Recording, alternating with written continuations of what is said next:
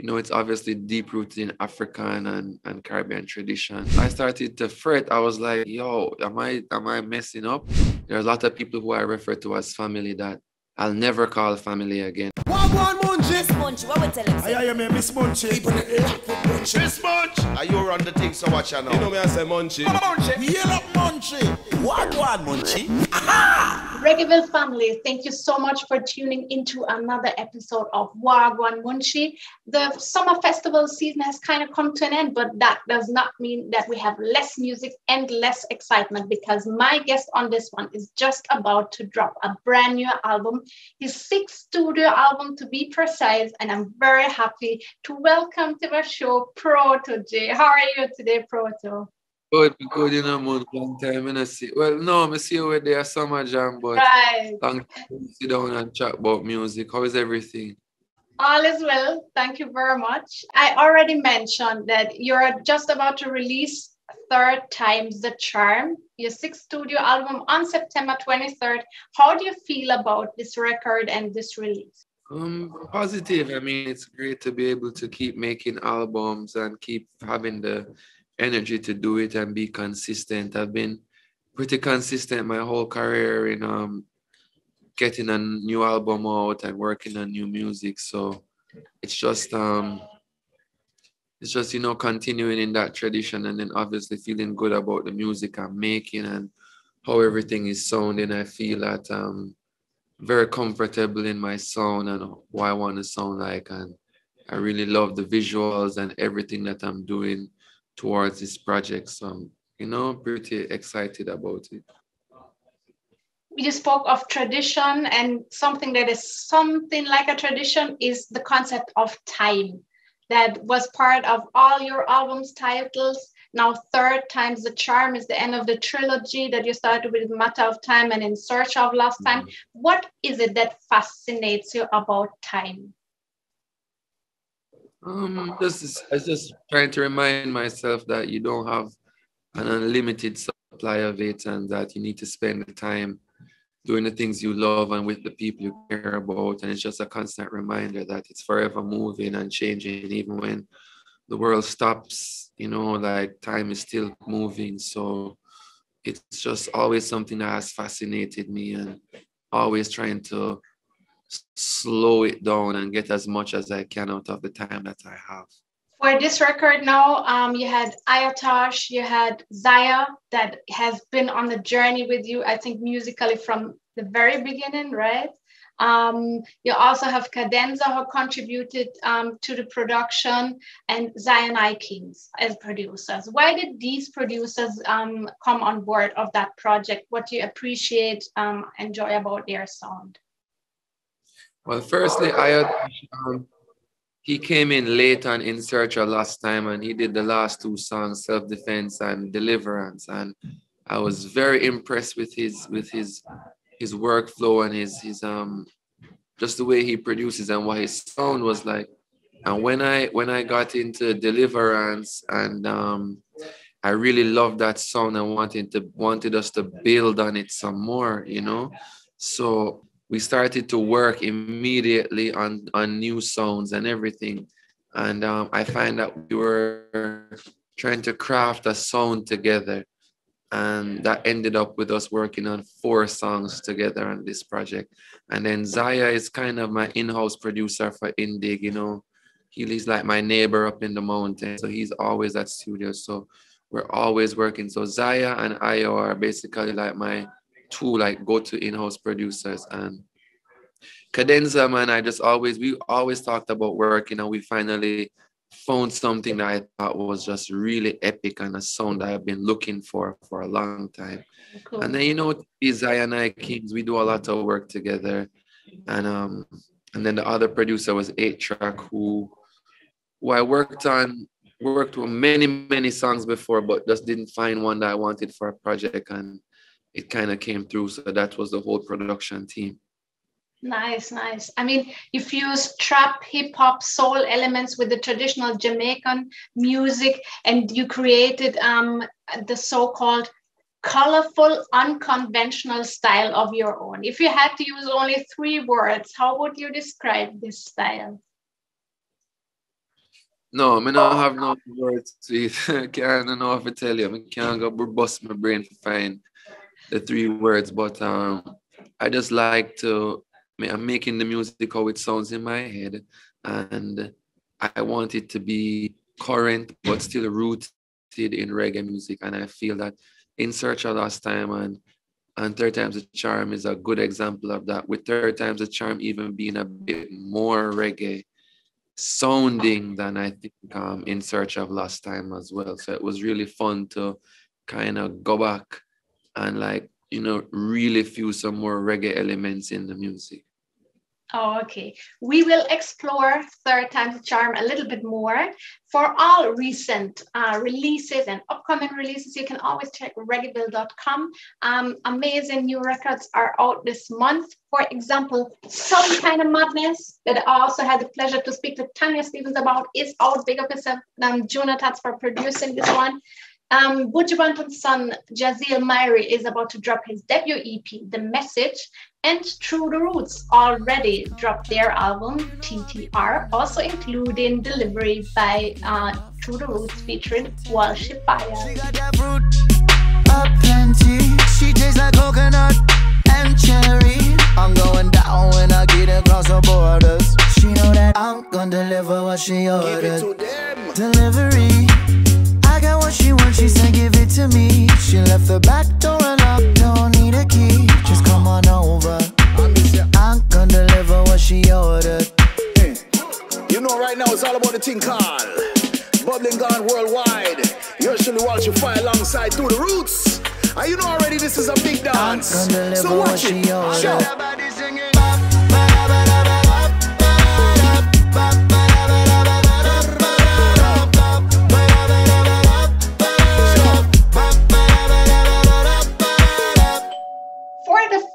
Music video, you can always check the Reggaeville YouTube channel. Enough visuals are there. And speaking of amazing visuals, you already presented to us several visuals for your upcoming album, Third Time's a Charm, which were all created by the amazing Samo and director of photography, Fernando Hevia. And for your last one, that is to this date, my personal favorite, you included Jankanu elements, traditional Jamaican characters. For all those who are not familiar with that tradition, would you tell me what is it about? Why did you incorporate that, and what characters in particular are in the video? That's a Samo. That was really Samo's entire idea. I just saw the treatment, and as I saw it, I was like, I didn't even finish reading it. I was like, yo, I think this is gonna be dope. I listed everything on my Instagram, all the characters, pitchy patchy, they had the devil face, a bunch of stuff was happening. And it was just, wanting to do something different than just a bunch of man with big gunner, like a walk, it was like, needed to be a bit, symbolic. And then when he brought in the stuff with the red paint on the door, and it's obviously deep rooted in African and Caribbean tradition, so it's like it was, I think, a really good metaphor on the situation in Jamaica, as opposed to being very literal with the what the violence is not like to be taken literally. But I thought he did a very good job at presenting it in that way. Speaking of the lyrics, speaking of the situation of violence in Jamaica, what inspired the lyrics of this song? Was there any particular incident? Is it an overall feel? It's an overall thing globally. It's not just Jamaica, like it's just overall. But I guess, yes, I write in the context of Jamaica. And again, I just like to touch on these topics every now and then and kind of remind people what's happening. And, a lot of time everybody has opinions of what should be done or what can be done, but not many people are actually active in trying to make a difference. So it was just, like in the vein of a Blood Money or Not Another Word, or right. Many of the songs that I have that kind of push this argument forward. Yeah, it reminded me a lot of Blood Money. And interestingly, also the red and black coloring in the beginning of the video also reminded me of that, yeah. Mad. Yeah, I didn't even see that again. But speaking of the amazing work that Samo and Fernando did for the visuals, the most surprising thing to me when I watched them was hills and seeing you in a helicopter. So how was that video shoot like for you? My daughter lost it. My daughter was crying. She's like, I don't want you to go in the helicopter. Yeah. And she was like losing it. And she was so nervous. I started to fret. I was like, yo, am I messing up? And the helicopter guy was like, no, man, I have this luck. The helicopter guy told me he was the protege of helicopter flying in Jamaica. All right. Yeah, helicopter flying. So I was laughing. It was fun. It was just exciting, and to be flying right over where I live and all across in the mountains. I never done it before. I never been in a helicopter before. So I just wanted to do it, and I thought it would be a dope vibe for the video and kind of give off the essence of it's like the videos from me are like mini movies. So it's like I'm just like doing what's best for the art, but it was really fun. Oh, okay. Glad to hear that it was fun still. And tell me a bit about the hills and your place in the hills, the habitat, where this album, I figure, was created, right?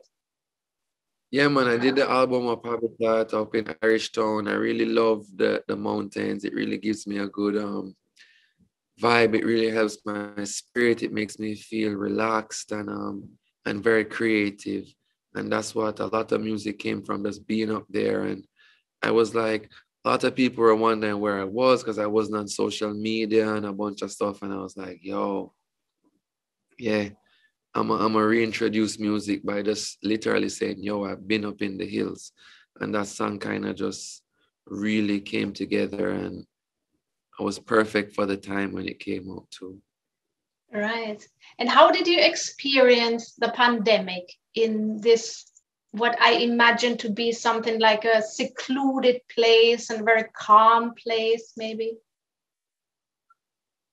I mean, it's pretty much my day to day anyway. Like I won't,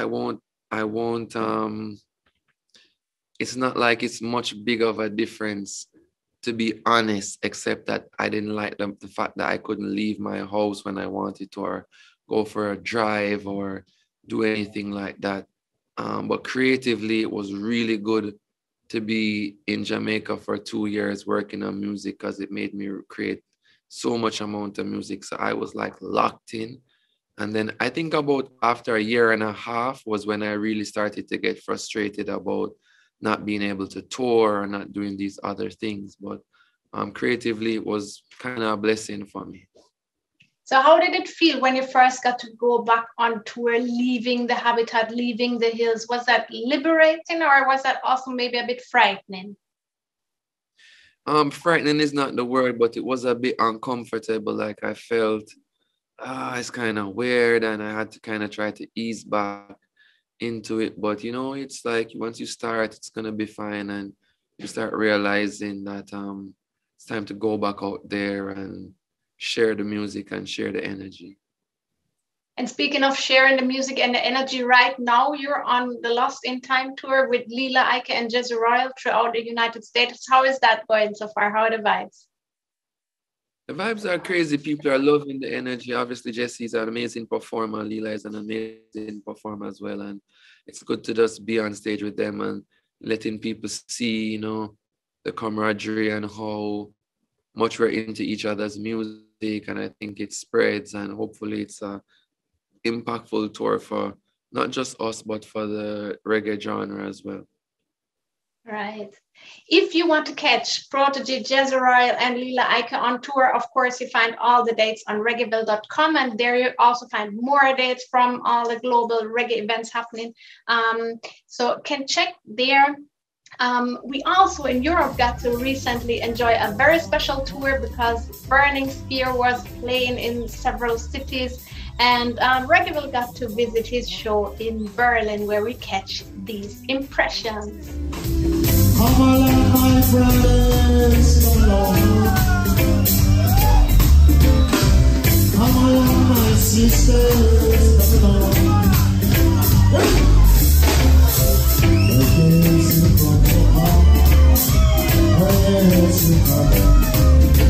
You come along, you come along. You come along, you come along. Get to pick up your pieces. Get to pick up your pieces. And let the place look together. And let the place keep you.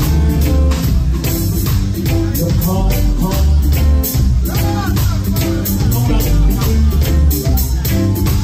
You come, come.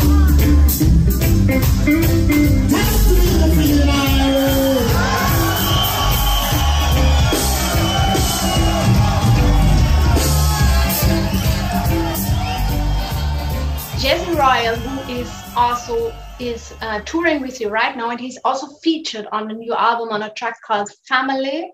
And you sing on that song. Family is a word women are really use so much again, and in a time of need, are really who can you depend? Are you alone? Please tell me about what inspired that song. How did you feel when you wrote that song? I was feeling pretty good. I was feeling pretty good when I was writing that song. Everything was going great. And then I said the word, I'm Trinidad, I call you that I'm a family. My sister was living in Trinidad at the time. So I was just referencing her, and the vibe of the song was good. And I said, Trinidad, I call you that I'm a family. And then I said, you know, because Michelle has a song called Family, like Family, it's like a big Trini Calypso soca song. So when I said family and Trinidad, my mind immediately went to that song. That's why I said family. I kind of say it in a little accent. But then when I said the word family, I swear to you, like my spirit just dropped, and I felt like very sad and very, I just felt very sad and upset, because I felt that it was just a reminder of like many people that I referred to as family who really didn't treat me in the same way. And I was like, whoa, you know, there are a lot of people who I refer to as family that I'll never call family again, or that was never family to me. And it's just a realization of that. And the entire mood of the song shifted completely and went in a different direction. Up to that part, it's like it's a celebration, 365 back in the, you know what I mean? It's like a bag of vibes. And when I said that, the vibe kind of changed, and was just a reminder. And as I say, my lyrics are basically just reminders to myself about what I'm experiencing in life. And I just kind of brought it to the forefront and expressed about it. Mm-hmm. Mm-hmm. Speaking of the feature guest, the list is amazing, and it also includes Georgia Smith. I think that's the most surprising name, singer from, amazing vocalist from the UK. How do you know her, and why did you invite her on the project? I met Georgia in 2018 at Animac Presents, one of her first shows, and thought she was dope. And then we linked up again in Jamaica when she came for a writing session. And, you know, we just kind of kept in contact. And then when I was working on the album, the 10 Cane Rose song, it was inspired by her hairstyle. She used to wear a lot of cane rose when she just came out. So once that line came about, I was like, started to think about Georgia, and I was like, yo, I should reach out. So I reached out, and she was like, you know, she wasn't doing any features now because of her album, but she really loved the song, and she's gonna try to make it happen for me. And she came through, man. She came through, and she's been so what I say, positive about it, and feeling so good about the song, and giving me that energy. So just brilliant. She's crazy, brilliant artist, and amazing, beautiful, talented woman, and it's great to do music with her. Yeah, I'm glad to hear about this positive experience, and I'm very happy that she is on board of the project. One last song I would like to speak about is the last track on the album, and it's called Heavy Load, one of my favorites, with Myrie. And with Myrie, I know you have a very special connection, right? Because he is also now with his latest single, Life is Amazing, featuring Ching Ching on I&I Worldwide. Would you tell me a bit what is I&I Worldwide about, and why did you start that? I&I, whether it's Indie International or Indie Independent, but it's just another label I have that I can release music freely and like put out more artists that I'm interested in recording and giving a platform to. And I've always wanted to have this platform, and that's what Indie started as. And then obviously we got opportunity to run through a major, which has been awesome as well. But I still wanted to have an independent element where I can just get up and decide that I like that artist. I want to put out some music for them now.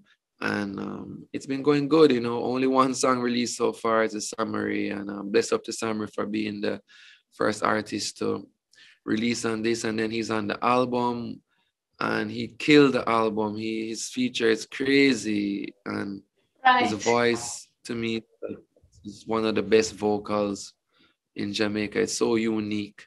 So it was really good working with him.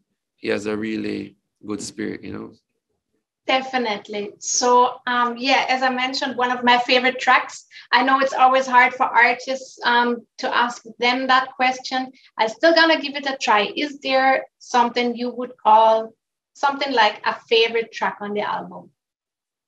On this album, I love Late at Night a lot, and I love The Charm a lot. I love 10 Cane Rose a lot. I love, obviously, you know, from their under project, I must have some great love for them. But Late at Night rhythm to me is one of my favorite rhythms of all time from any artist. Like when I heard it, I lost my mind. And then I did production on it as well to give it some new elements. And The Charm is a perfect example of my style. I think a heavy boom bap, drums, hip hops with a reggae feel. And then obviously Late at Night is another. It's hard to place it. It's reggae with R&B, and it has a bunch of stuff going on. And I love rhythms and songs that kind of push the envelope, you know. All right. So as we can hear, you have favorites, I have favorites, and you will find out your favorite when you get the album on September 23rd. Third Time's Charm. Bang, mad, crazy, awesome new album by Protoje is coming up. So for this project, and of course for I&I Worldwide, your new imprint, all the best, Protoje. Be safe on the tour that you're still on. And thank you so much. Sorry, thank you so much for taking the time out of your busy schedule to speak into me today.